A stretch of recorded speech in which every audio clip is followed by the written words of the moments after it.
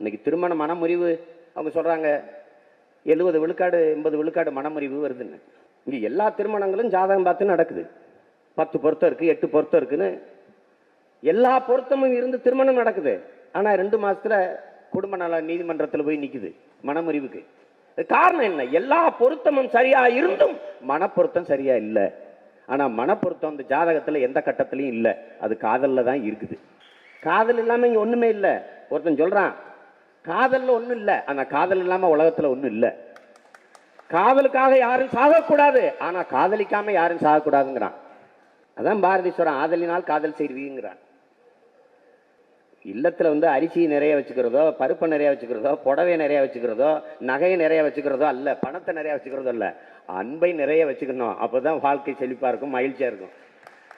அதுதான் முக்கியமா இருக்குது. இன்னைக்கு காதலிக்கிற போது அதில் இருக்க பிரச்சனை நீங்க சொல்றீங்க, அந்த நிச்சயதார்த்தத்துக்கு முன்னாடி நிச்சயம் ஆயிடுச்சுன்னா கொஞ்சம் பேசுறத குறைச்சிக்கிறங்கன்ட்டு. பேசியே ஒருத்தன் புரிஞ்சுக்க முடியல, பேசாம இருந்து என்ன புரிஞ்சுக்க முடியும்? அது ரொம்ப கஷ்டம்.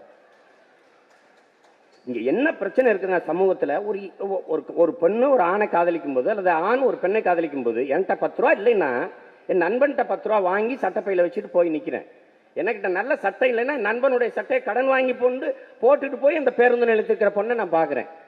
எனக்கிட்ட 2 சக்கரம் இல்லைனாலும் என் நண்பனுடைய கடன் வாங்கிட்டு போய் நான் காட்டுறேன், என்னுடையது போல காட்டுறேன்.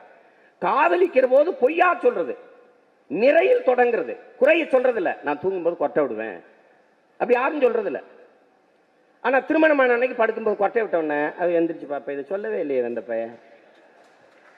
காதலிக்கிற போது ஒருவர் தன்னிடத்தில் இருக்க குறைகளை, எனக்கு 1000 ரூபா தான் சம்பளம், எனக்கு இவ்வளவுதான் இருக்குது, இதுதான் முடியும், இப்படி சொல்லிட்டா இணைந்து வாழ்கிற போது எல்லாமே நிறைய இருக்கும். ஆனா சொல்லி எல்லாமே பொய்யா சொல்லி நிறையா சொல்லி நான் மேகத்தை கொண்டு வந்து மெத்தையாக்குவேன், உனக்கு வானம் இல்லாத ஊஞ்சல் கட்டுவேன், இதெல்லாம் நடக்கிறதா?